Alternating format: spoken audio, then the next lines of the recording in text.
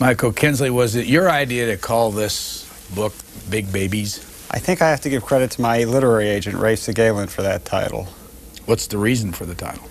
The reason for the title is it's a collection, but there is a theme running through it, which is irritation at the what I regard as the fairly fatuous pseudo-populism that suffuses our politics at the moment.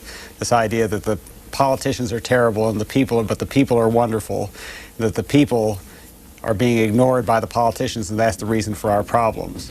I think the reason for many of our problems is that the politicians are exquisitely attuned to the people. The people say, cut our taxes, raise our benefits, and then get shot when the result is a huge deficit. That's just one problem. That's the best example of my problem, that the people are very often big babies, unable to understand, as babies can't understand, that you have to give up something in the short term to get what you want in the long term. And this is one of those books that I counted 113 columns, pieces. Sounds about right. You dedicate the book to Anne and Marty Peretz. Right. How come? Marty Peretz is the editor-in-chief of the New Republic, which I worked for 19 years until recently as editor, as managing editor, as a senior editor, as a columnist in various roles. And Anne Peretz, Anne and Marty together financed the New Republic, which has historically not made money. It's been owned over the 80-some years of its existence by 3 families, each of which, and the Peretzes have owned it since 1974, I believe. And I said they've supported me, in essence. And Marty, in particular, has been an intellectual guide and companion in those years, too. He is a Harvard professor, or he teaches at Harvard. He was an assistant professor there many years ago when I was at Harvard. And she is a social worker, psychiatric social worker, and they have family money, obviously, and they fund the New Republic. And he's very active as the editor-in-chief. Even when I was the editor, or the current editor, Andrew Sullivan, and Rick Hertzberg, who was also the editor in recent years. You're in charge, but Marty is the editor-in-chief, and he's very involved. And did you meet him at Harvard? I met him. He's one of these very charismatic professors who always has a coterie of students around him. I was not in his coterie, but I knew him well enough to send him a letter when I was looking for a job, and there happened to be a job available at the New Republic. Where did you graduate from college? At Harvard. Did you get an undergrad degree, or did you get a law degree? I had an undergraduate degree from Harvard, and then I was in Harvard Law School, and I decided I didn't want to practice law. So I wrote letters to a couple dozen publications in the fall of my 3rd year of law school. What year? 1970. This would have been fall of 1976. And they all wrote me back, because law students apply for jobs in the fall for the next fall, and I was getting a little nervous because all my friends were getting these jobs, and I thought I would rather be a journalist than a lawyer, but I better find a job if I'm going to do that. And every publication wrote me back saying, if you want a job next fall, write us next summer, except for Marty at the New Republic, who said, I happen to have a job available now, if you'll take it. So after some negotiations, he offered me the job, and I took it, and I more or less dropped out of law school with 1 semester to go and finished up at GW here in Washington at night. And what did going to work for the New Republic do for you? Well, it was a wonderful, it made my life, made my career in essence. I was studying in England before I was in law school, and I discovered the weekly journalism that they have there. The New Statesman was the very lively magazine at that time. It's sort of fallen on a hard time since then. And now The Spectator is the lively weekly political, cultural journal. And when I found those, I thought, that's what I want to do with my life. That's really an exciting thing to do. And I still feel that way. And the only one around at that time was the New Republic, which was rather sleepy. And I remember I was reading in the Herald Tribune one day that Marty Peretz, whom, as I say, I knew slightly but not well, had bought the New Republic. And I turned to a friend and said, I know exactly what I would do if I were him. And I sent him a long letter saying, here's what you should do with the New Republic. He wrote me back politely saying, yes, thank you very much for your letter. We must get back in touch, et cetera, et cetera. So what did you learn from, and how many total years did you work for the New Republic? I started at Christmas time 1976 and quit Christmas time 1995. So 19 years, but there were 2 years in between where I was at Harper's in New York. And of course I've been doing other things like Crossfire, but I've been associated with the New Republic for 19 years. What did you learn in those years about the impact of a specialty journal like that? Well, I learned that it's great in some ways and limited in other ways.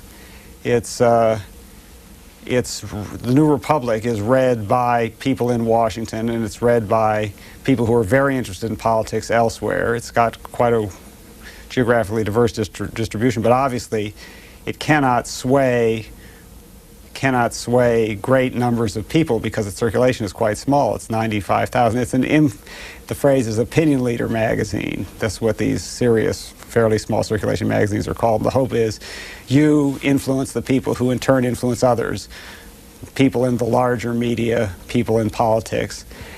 And I don't know whether I believe that ever happens very much or not. You have to think it happens in order to get up and go to work every day. But I don't have any hard evidence that over 19 years I ever had much influence on public events. And that was one of the reasons I did Crossfire when the opportunity came up. I thought, here's a chance to participate in politics and reach a wider audience. And you can't reach it with the same subtlety of argument, the same length of argument, the same opportunity to go off and check your facts before you type something out that you can if you're in a journal, especially a small opinion journal. But you do reach a larger audience, and you can hope to have a broader impact. I don't know whether I had any impact there either. How many years did you do Crossfire? 6.5. Why did you leave it? Well, mainly because, as I say, the one thing I've always really wanted to do with my life is edit a weekly journal, and I'm going to do it in somewhat novel circumstances. But that's still it. And this Crossfire was a wonderful detour, but it was a detour from the one thing I really want to do. And I thought it was time to get back to it. You know, this is not scientific, but a lot of people would say about you when you went to Crossfire, why is Michael Kinsley doing that? He was such a good writer, and there he is on television, and he's got a plug in his ear, and he's screaming at somebody on the other side. Well, the screaming was always exaggerated. There wasn't that much screaming. But did anybody ever say that to your face? Oh, sure. People said it to me all the time. First of all, while the time I was doing Crossfire, I was also, for most of it, writing a column, and for all of it, I was writing serious journalism on the side. I actually gave up being editor of the New Republic, but not a writer for the New Republic to do Crossfire, which is roughly a half-time job, give or take. Did you ever like the Crossfire thing, where you got up every day and you went there and you said, boy, I really like this? Sure, for most of the time. You know, you get a little tired of doing everything. You may even get a little tired of what you do, Brian, although you give no sign of it.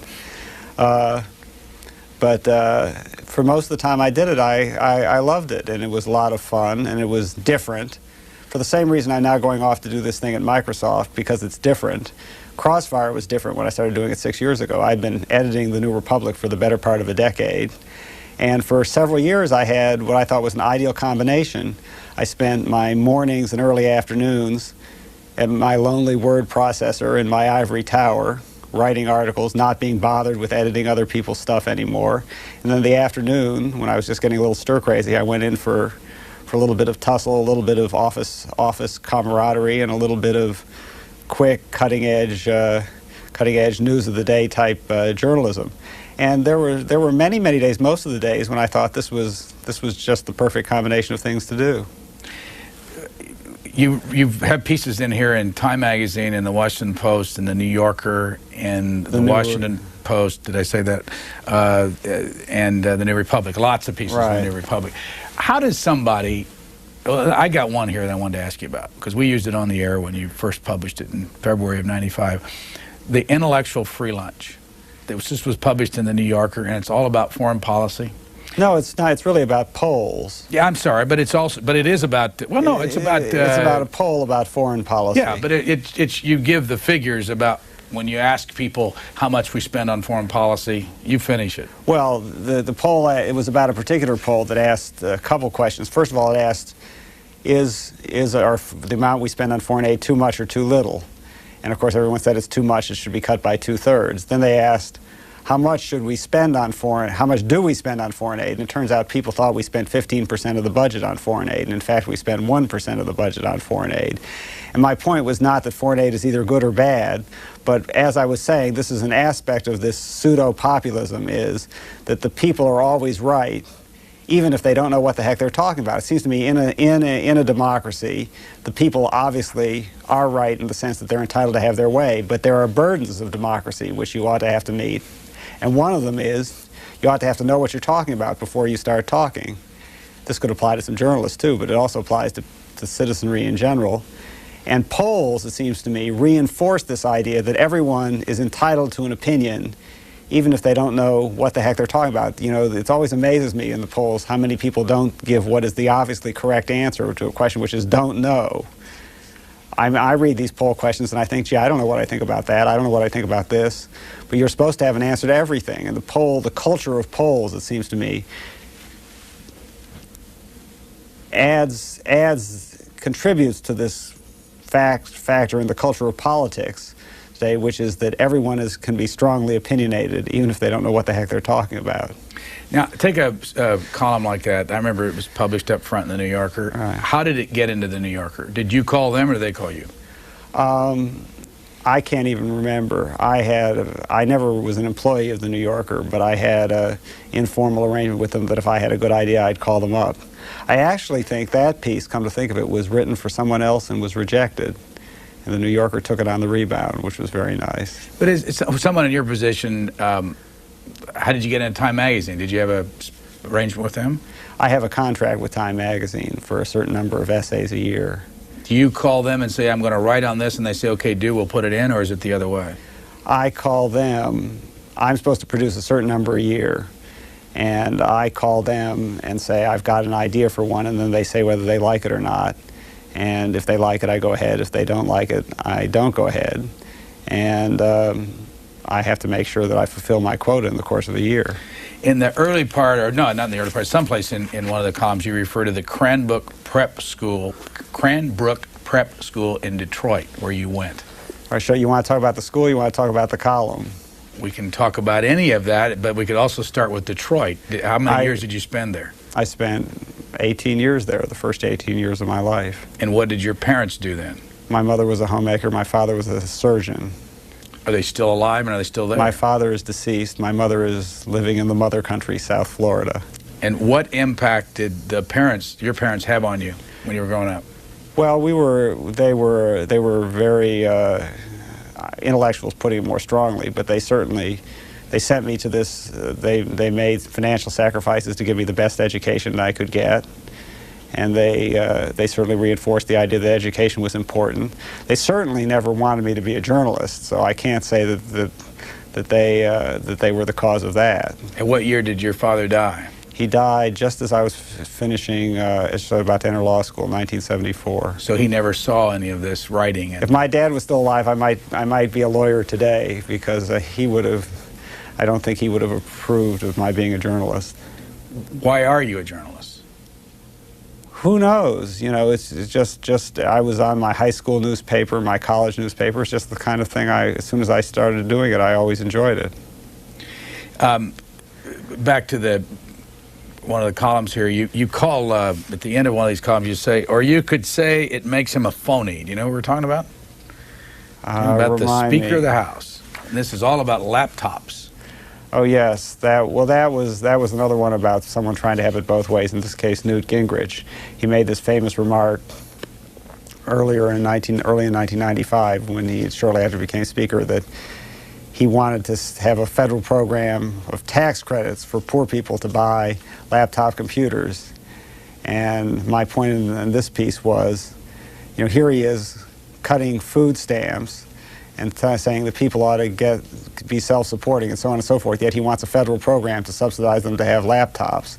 And of course, in order for poor people to have a tax credit for laptops, the tax credit would have to be refundable, which the Republicans, when you have a refundable tax credit, as in the Earned Income Tax Credit, which is the main program for the working poor, they call that a federal subsidy. They don't call it a tax credit in that case.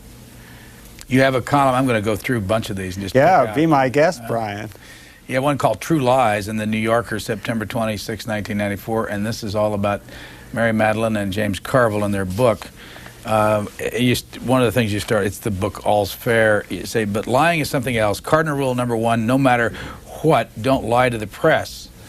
So writes Madeline, and the italics are hers. Carville agrees the best way to develop a good relationship with a reporter is to call him or her back, fight hard, and don't lie. Well, I thought it was very funny because these Carville and Madeline pride themselves on being spin doctors, political spin doctors, and being able to. Madeline says at one point she just loved Lee Atwater because he was always there to spin for his guy, and they're totally unashamed and unabashed and proud of playing the spin game. Yet they insist that they don't lie. And this piece was an examination of, well, what is the difference between spinning and lying? And through several examples in their own book, it seems to me I demonstrated fairly conclusively that the difference is hard to pinpoint. Well, you have this line, outsiders are often surprised and sometimes offended to discover that people in Washington don't take politics very seriously. Well, what did I mean by that? Well, politics here this is a company town. Politics is our bread and butter here, if we're journalists, politicians, whatever. And in a funny way, that means you can't take it as seriously. It's the same way I suppose a doctor, in some way, can't take life and death as seriously as can't feel it as strongly as someone who's not. The same way a lawyer can't feel that engaged in the guilt or innocence of a client. It's unfortunate, but it's a sort of a psychological reality. And I was contrasting Washington with New York, where people take their politics very, very seriously.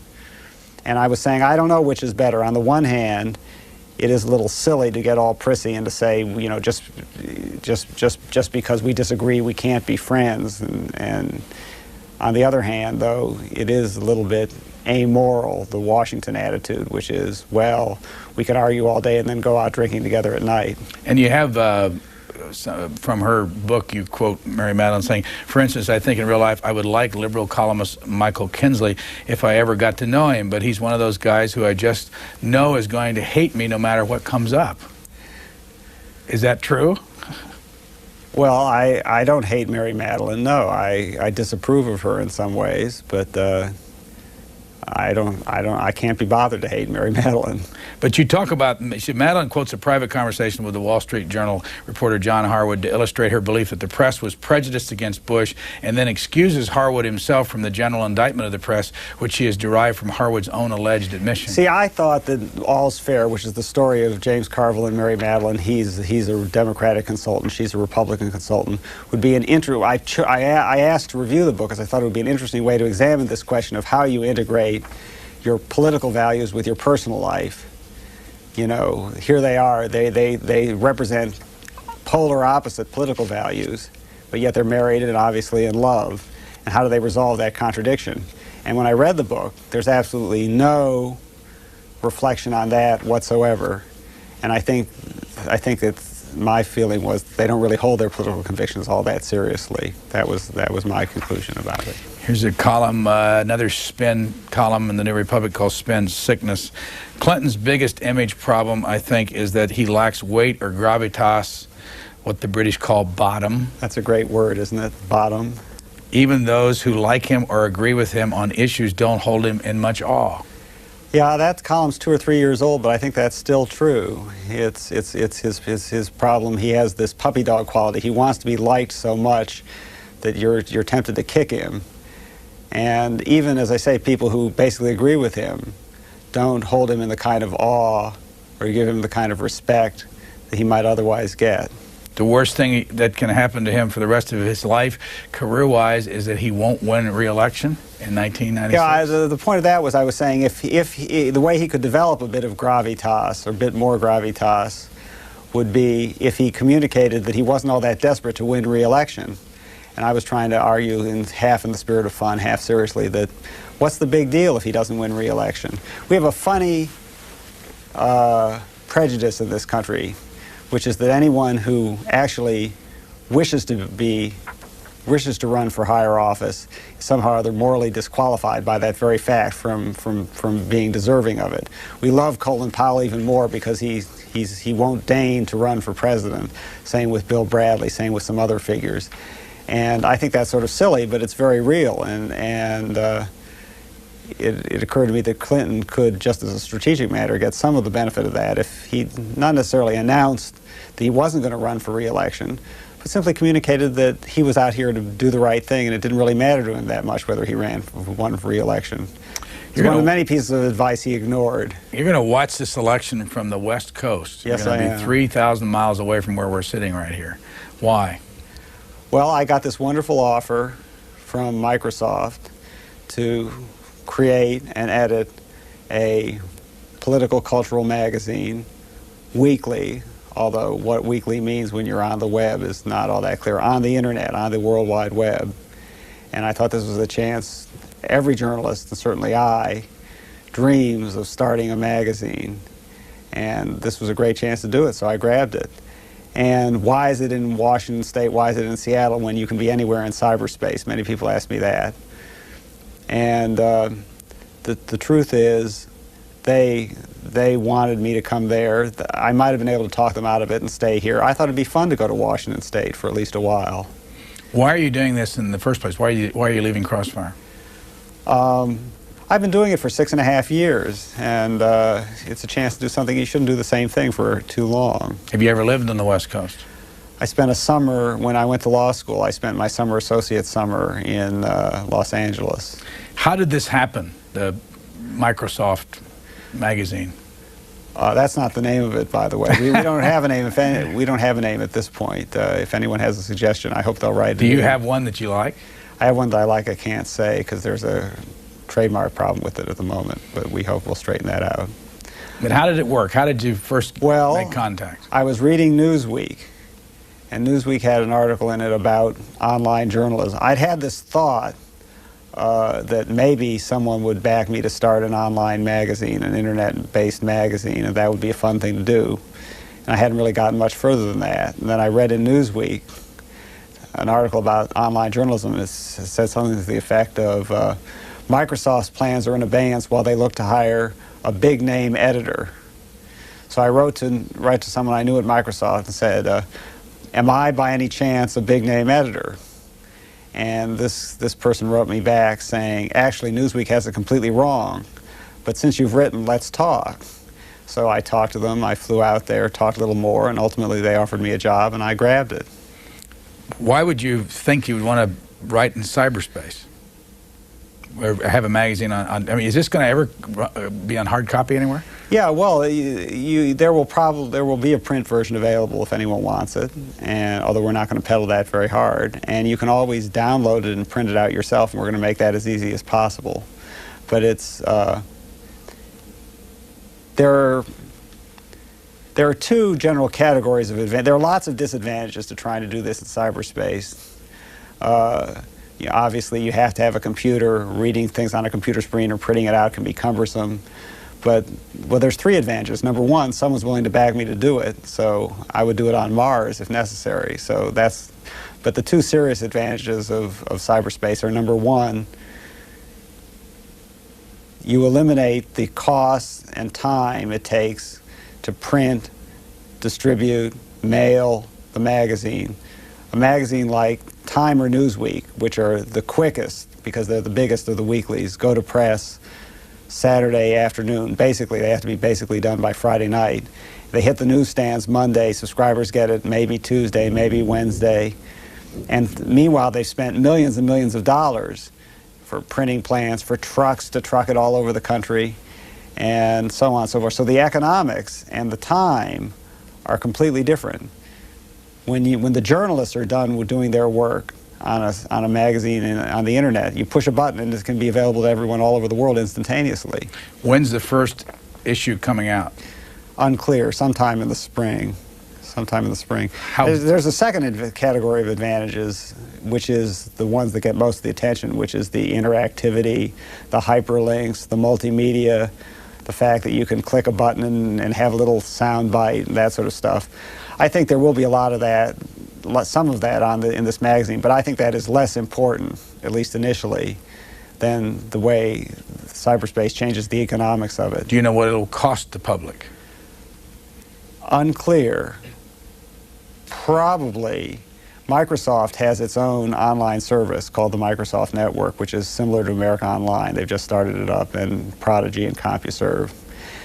Probably it'll work, and I'm making no promises here. This is all terra nova for me and for everybody else. You'll get it for free if you're a part of the Microsoft Network, and you can also get it directly on the World Wide Web if you have another system or another access to the web, and you will probably have to pay something for that. How many people will it take to put it out, or to compose it every week? It's going to be mostly freelance written, so it'll be a small staff of editors. I have no idea. I don't even know the answer to that at this point, maybe half a dozen. And what will the content be about? I think magazines are, unlike other products, is you can't design them in advance. And a lot of new magazines start up, and the mistake they make is they're over-conceptualized. They say, we're going to have this department, that department, the other department. They don't know what's going to work, what's not going to work. But what's really great about a magazine is it comes out every week or every month or whatever, and you can reinvent it as you go along. So I can't know what it's going to look like, and it'll certainly, the 5th issue will be very different from the 1st issue. But it's going to draw from my experience as a worker and a reader of magazines like the New Republic, like The Economist, where I worked for a while, like the New Yorker, like The Atlantic, you know, and so on. Is it a statement? I mean, by the way, on page 259 of your book, here's what the cover looks like. Thank you, Big Brian. babies, yes. Want to make sure that people know what it looks like. My own political views are more or less liberal, meaning yours. You write this in one of your columns. And the reason I bring this up, I ask you, is this mean that Bill Gates is a liberal? This magazine is not going to be ideological. I don't want to get in any arguments with people who say, why aren't you creating a magazine that is a liberal voice? People say we don't have one anymore because the New Republic has drifted to the right. The Weekly Standard is now started up by Rupert Murdoch, a new right-wing magazine. There's already the National Review, the American Spectator. There is a need for, the nation is regarded as still a little too far left. There is a need in this country for a strong, conventional, moderate liberal magazine, but this is not it, and I don't want to get into any arguments with people who say that's not what this is. At the same time, it's not going to be ruthlessly balanced. I think that's an intellectual dead end too. It'll probably have some ideological flavor, but I'm not going to worry about what that flavor is. We'll see as we come along. Column on the case for Ross. Now, first, let me ask you this. The last column was in 1995. When was the first column? The first column in there is towards the end of the Reagan administration. There's a couple of pieces about Iran-Contra in there.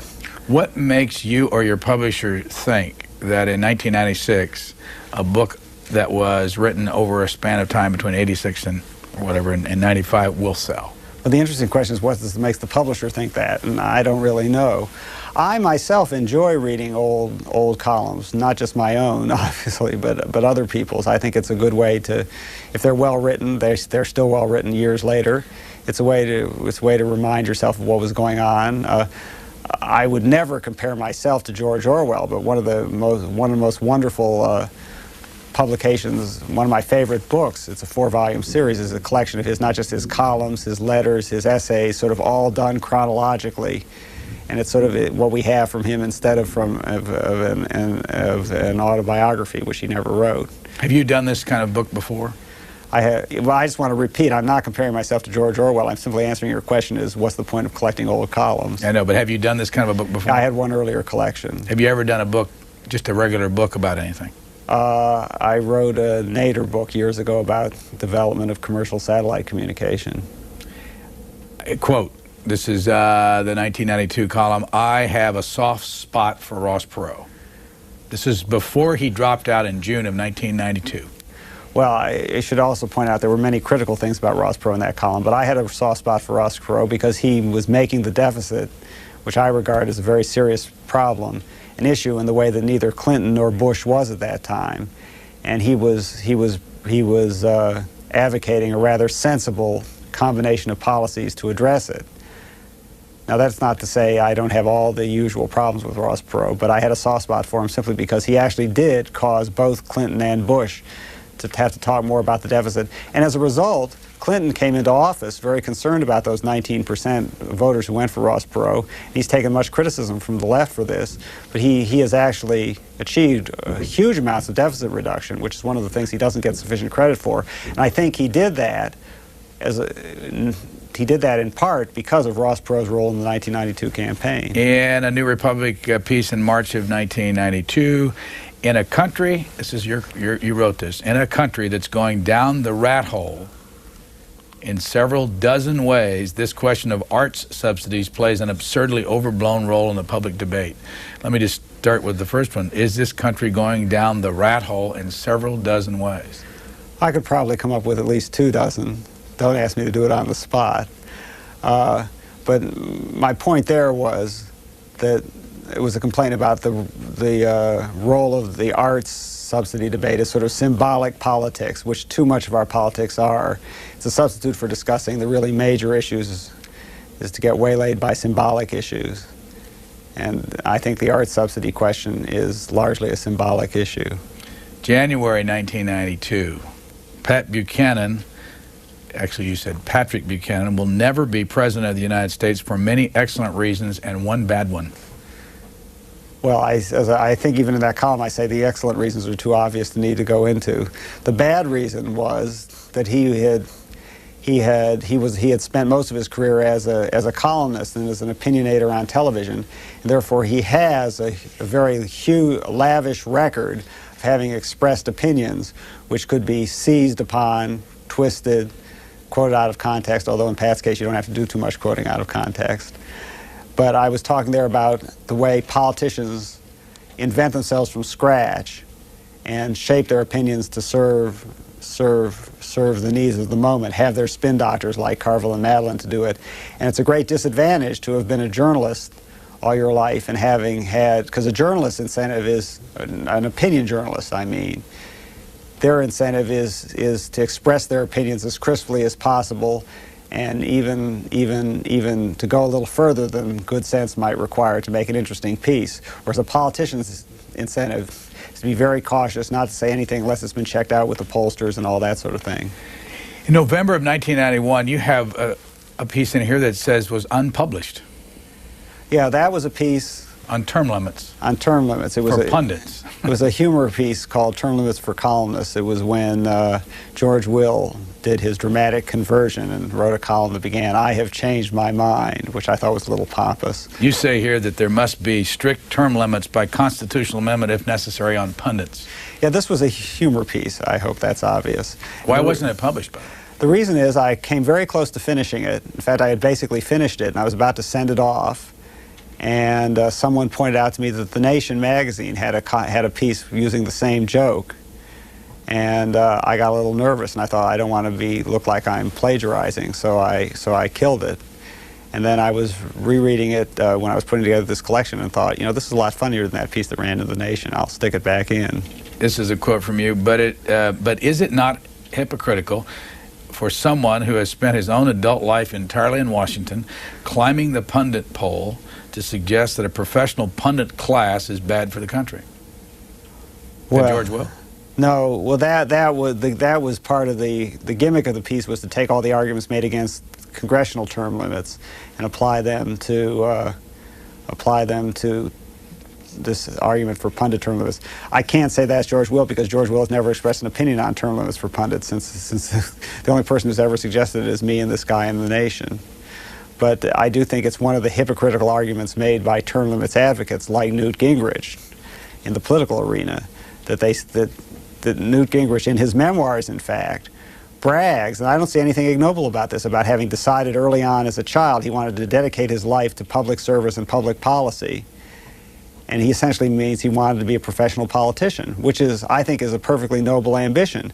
But he's the one who's out there saying it's not a noble ambition, that we want amateurs and that professional politicians are inherently corrupt and everything. I do think that's a hypocritical argument. Column, It's Your Fault, The New Republic, October 28, 1991. This quote, "The citizenry makes demands for benefits, refuses to pay for them, runs up a huge tab called the national debt, then blames the politicians for being irresponsible, spendthrift, etc., etc., etc." Well, that is the inherent thesis of the big babies argument. It's very interesting. A lot of people, I get several criticisms for this argument. One of them is, you're writing as a liberal Democrat and therefore, since your side has been losing the elections, you're just a sore loser when you criticize the people in this way. But what's been happening lately is, now that the Republicans are in charge, they're being victimized by the same big babies phenomenon. Polls show that people are totally in favor of the Republican goal of balancing the budget in 7 years, but they're totally against the Republican Medicare cuts, or slowing the growth in Medicare, or whatever their euphemism is. And I almost feel a little sorry for them. They're getting bitten by the same monster that bit the Democrats before, which is the people's wish to have it both ways. This picture on the cover of the book, where was it taken? It was taken in New York, and actually, there are professions you can't imagine in New York especially, and there's a profession called baby wranglers, who will supply little babies for a picture. And the original idea was to have me standing there and to have a lot of little babies crawling around. And we had a baby wrangler who brought these babies, and they were adorable, and they were running all around and grabbing my leg and all that. And they had donkeys and elephants on their T-shirts that they were wearing. And I thought that was great, but the sales force at Morrow, which published the book, thought that the book would be misclassified under child care if we used that picture on the cover, so we just ended up using this straight photograph. Is it hard for you to pose for pictures like that? Oh yeah, I'm a blinker, among other things. On page 190 of this compendium is this quote: "The double standard is a large part of the basis for American financial support of Israel. $77 billion in aid." This is 1991 dollars in the past quarter century. This country has given $77 billion to Israel in the last quarter century. If I said it, it must be true, right? That sounds about right to me. Have we gotten our money's worth? Well, I'm in favor of foreign aid, but so I don't have any problem with that. I think that was a piece about Alan Dershowitz's book, Chutzpah. Chutzpah, yes. Where he says that there's nothing wrong with chutzpah, and Americans, Jews are being held, and Israel and so on, and are being held to a double standard. And I said, yes, there is a double standard. Israel is supposed to be better than other countries, morally better, and it is better. It's the only democracy in the Middle East.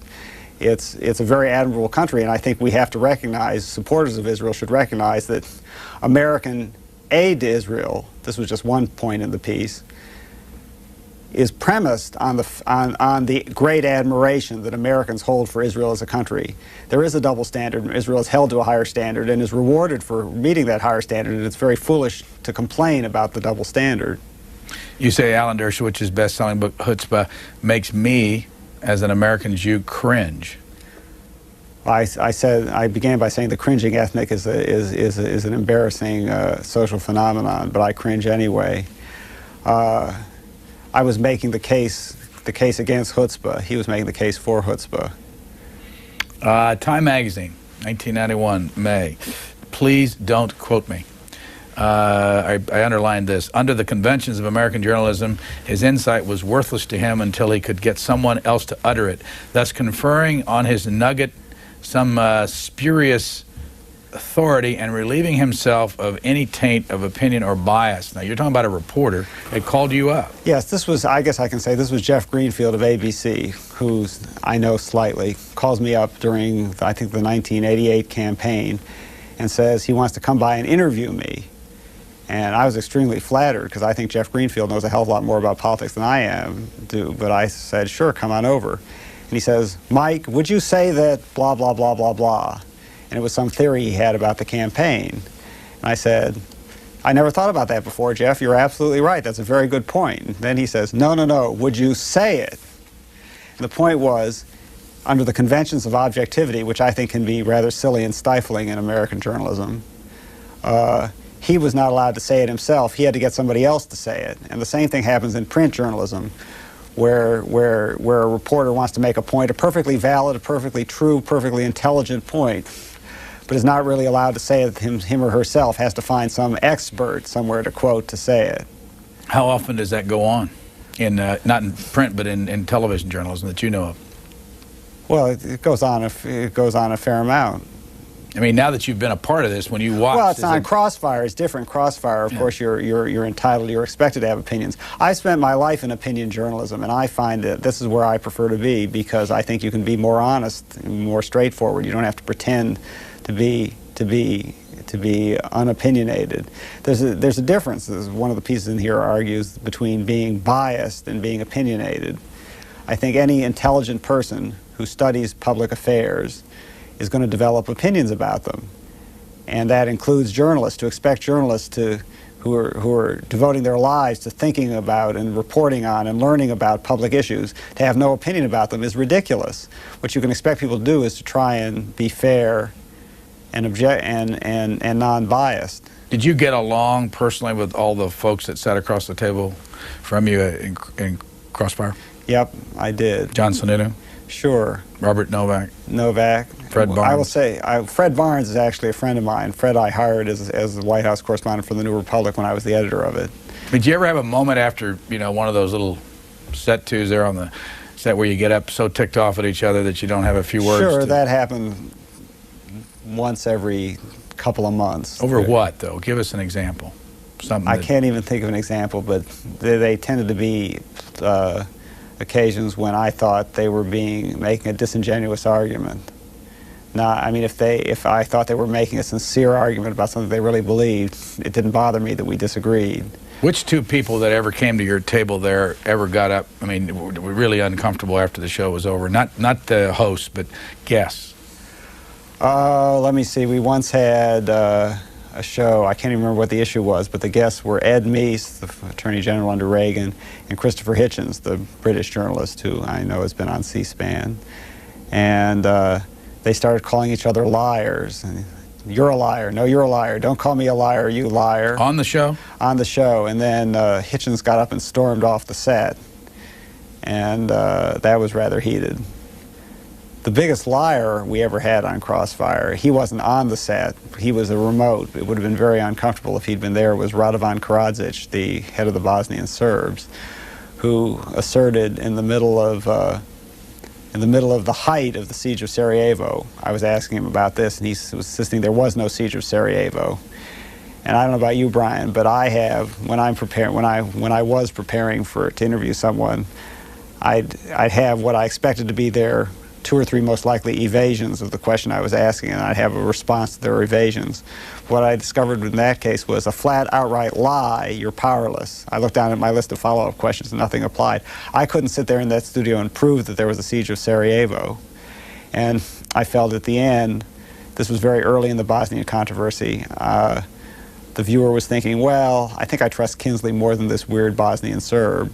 But there seems to be some controversy about whether there's a siege of Sarajevo. He managed to plant that doubt in people's minds, and I felt very bad about that. Let's see, December 1989. We go way back in your book, Essential Reading. And this is all about jacket endorsements for books. I noticed that on your, we'll show the audience, on the back of your book here, there is no endorsement. Did you find it difficult to get an endorsement after you'd kicked them so badly? No, I had it in my book contract that there would be no blurbs, no solicited blurbs. If they wanted to lift a quote from a review of one of my previous books or something like that, that would be okay. But I think the practice, the publishing industry practice of requesting blurbs from people is A, silly, and B, a little bit corrupt, because I give your book a blurb, then you give me a blurb, and so on. You like the word essential. Yeah, I did a Nexus search on the phrase essential reading. Let me stop you, though, and ask you about Nexus, because 3 or 4 times in your columns you talk about, I did a Nexus search. What is Nexus? Nexus is the computerized database of news media, essentially. Newspapers, magazines, they've added the TV interview shows and everything. And you can do, it's been around for practically 20 years now. It's one of the early online services. And it started off as Lexis. It's called LexisNexis is the full name, which is a research tool for lawyers. And then early on they branched out into the news media. And it's a tremendously valuable tool. You can do word searches. You search for Brian Lamb and essential, and you come up with every time the word Brian Lamb and essential appeared in the same article. And it's a way of, you can do various things with it, and I use it all the time. And in this case, it's, for instance, you say emblazoned across the top was this inspirational message, essential reading -- Stuart E. Eisenstadt. That, I think, was something I clipped, because I had been maintaining a file for several years of what I thought was ridiculous book blurbs for the day when I would need to write a column about it. And that was in an advertisement, and advertisements are not part of Nexus. Let's see if we can find some of the other ones here. Let's see. A recent New York Times book review carried a large blurb chalked ad for on becoming a leader by someone named Warren Bennis. Peter Drucker offered the artfully qualified phrase, quote, "This is Warren Bennis's most important book." In fact, on close reading, several of the blurbs in this ad seem strangely off-key. USA Today said of the book, quote, "Its ideas are wise enough to stand re-examination." Yeah. How often why do these publishers use these blurbs? Well, I think they would say they use them because they sell books. I think the publishing industry is an industry in which there are a lot of sort of ancient, encrusted habits and traditions, of which this is one, which cannot really be justified on a business basis, but I'm not an expert on it. It's just my suspicion. Column Democracy Can Goof, November 1988, quote, this is you writing, "I am free to say that the voters, or at least a majority of them, are idiots, betrayers of their country's future, misperceivers of their own best interests, ignorant about the issues, gulled by slick lies." Well, that was supposed to be a little bit of comic overstatement, but the point is, once again, the premise of democracy is not that democracy always makes the right decision, but that the people have the right to be, as Warren Rudman said, he put it, I thought, brilliantly at the time of Iran-Contra, the former senator. He said, the American people have the constitutional right to be wrong. And I think you have the true democratic spirit is one in which you express your own opinions, and just because people disagree with you doesn't mean you're wrong. You say, I respect you. You won. That's fine. We'll have another election later, and my side might win. But meanwhile, I respectfully disagree. You kick off this book with something that we talk a lot about here because it comes up in a lot of books. Your first line in the introduction of this group of columns is, "As a magazine editor, I tried to forbid quotations from Tocqueville." Why would you do that? Because I think there are too many of them. Tocqueville, Dr. Johnson, a few others, Shakespeare maybe. They're crutches and cliches. But as I say, I went on to say I have to violate this rule because I found a great quote from Tocqueville. I was reading Tocqueville and I came across this quote that was too good to pass up. In 1995, everybody from the president to the speaker quoted Tocqueville all through the year. Other politicians, columnists. What is it about Tocqueville that, first of all, where did you first learn about Alexis de Tocqueville? Oh gosh, probably in Government 1A in my freshman year or something like that. At prep school? No, in college. I'm sure I'd heard about him in prep school, but had no clear idea who he was. But why would you, as a magazine editor, try to forbid the quotations? And when did you find yourself in a position that said, I'm so sick of seeing another Tocqueville quote, that's it? That was in the early to mid 80s when I'd been editor of the New Republic for a few years and had enough. Did it work when you would tell a writer to stop quoting Tocqueville? Well, the editor gets the final say, sometimes you have to. It's a bargaining game. Sometimes you have to give in. Well, why then did you give in to yourself and have this? Well, I'll show the audience. You have a big quote here, huge quote in the beginning. Well, I guess I'm a hypocrite, Brian. I'm taking advantage of the fact that I'm the writer this time. It was up to the editor to stop me, and he didn't stop me. And so, what is it about Tocqueville? Well, this particular quote was about the courtier spirit in America, as he called it, which I thought was a wonderful phrase. And his point was that in Europe, courtiers pay homage to the king and the royalty, and they're pandering to him and bow and scrape and stuff. And of course, they don't do that in America. What they do is bow and scrape to this concept of the citizenry, the voters, the people. The people are always right. And I thought that was a beautiful way to illustrate my point, which is the true democratic spirit does not say that the people are always right. The true democratic spirit is one which holds the people, quote unquote, to the same standards I would hold you if we were having a political argument. You used two words in here a couple times that I want to ask you about. And I want to ask you, first of all, why do you think anybody would understand what you're talking about? And those two words are, and I don't mean that the way it sounded, but half the way it sounded, zeitgeist.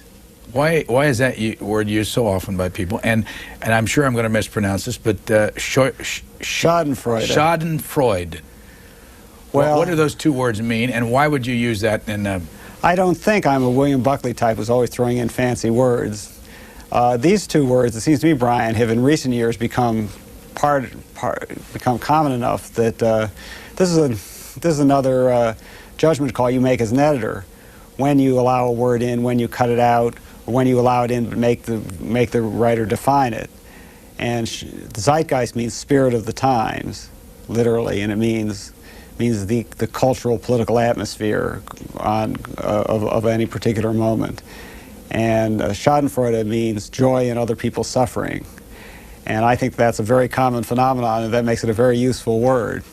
And as an editor, I used to say, if you're going to use the word Schadenfreude, you have to define it. But it's become so commonly used in recent years that I think you can argue about this. I think it's moved from a word you have to define to a word you're allowed to use without defining it, although that's a judgment call.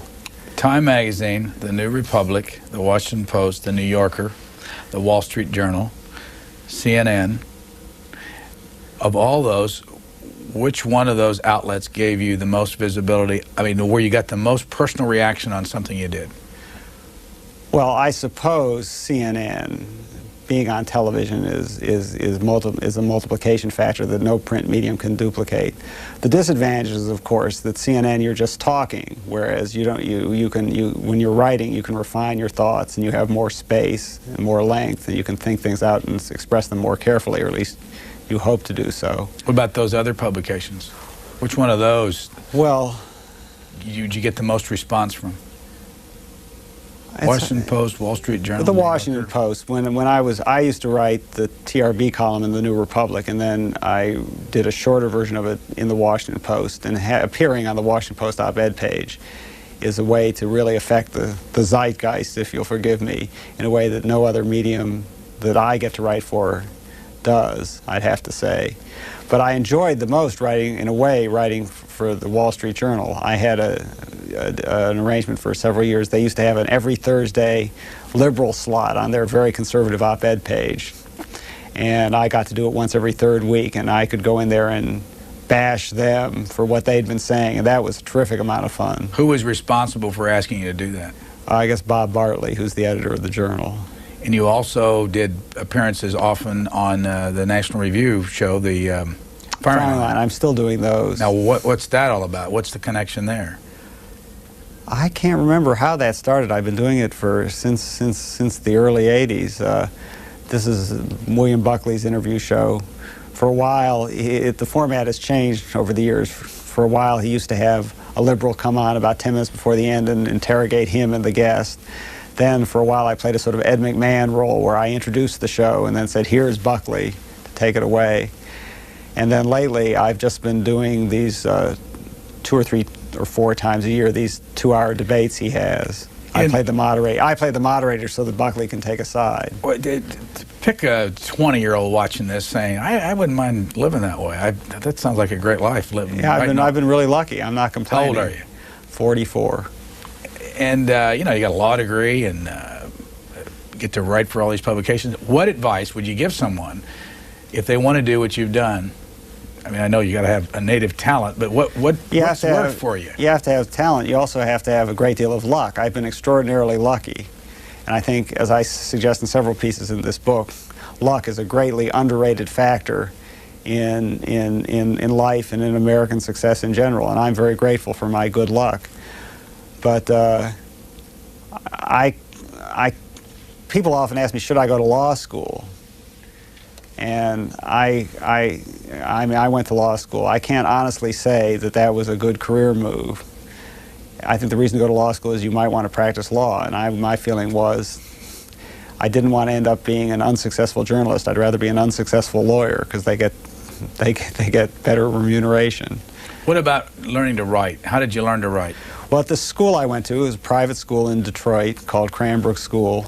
They had a very good English department, and you had to, from 7th grade through 12th grade, you had to write a 1,000-word essay every week, which is like writing a column a week, actually. And that was very good experience. And for how many years did you have to write 1,000 words a week?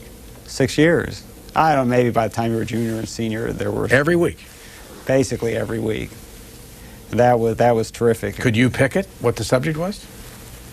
I'm sure they don't do it this way anymore. This was years ago, but there used to be a cycle and everyone in the school did the same cycle. When autobiographical article, biographical article, formal essay, informal essay, light verse, serious verse, I can almost remember it by heart, historical essay, and this added up to about 15, and then it started all over again. And that went on for 6 years? Yeah, that was very good training. You ever heard of any other school that did something like that? No, Cranbrook has produced a lot of professional writers. How long are you going to give yourself in Seattle, Washington, to make this all work, or how long is Microsoft going to give you? Well, that's the more important question, Brian. I don't know. They don't give you employment contracts. They can. I was a little taken aback by that. I said, "Now, how long is this employment contract for?" And they gave me this funny look. They said, "There's no employment contract. You know, you can quit tomorrow, we can fire you tomorrow." So it's a no-nonsense arrangement. I don't know, a couple years. And CNN they weren't getting rid of you? Well... I mean, you could have stayed there? I could have stayed at CNN, yes. With a contract? With a contract, yes. So you head off and do this project, no contract, no guarantee? Well, it's not a high-risk thing because I think I can always come back to Washington and make a living as a writer. So I'm once again in a very fortunate position that I can have this adventure, and even if it's a complete flop, it doesn't really matter to me. I can still put bread on the table. If you want to read a lot about what Michael Kinsley's been thinking about since 1986, it's right here in this book. You can find it in your bookstores. It's called Big Babies. Thank you for joining us. Thank you, Brian.